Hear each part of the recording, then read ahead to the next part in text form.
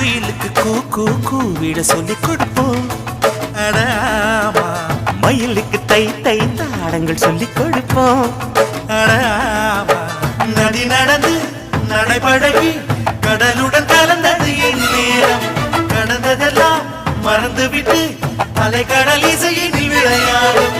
நீரை பிரித்தாலும் வேறாகி போகாது. இன்பம் கரை மீற இனி என்றும் குறையாது. குயிலுக்கு கூ கூவிட சொல்லி கொடுப்போம். அடாமா மயிலுக்கு தை தை தாளங்கள் சொல்லி கொடுப்போம்.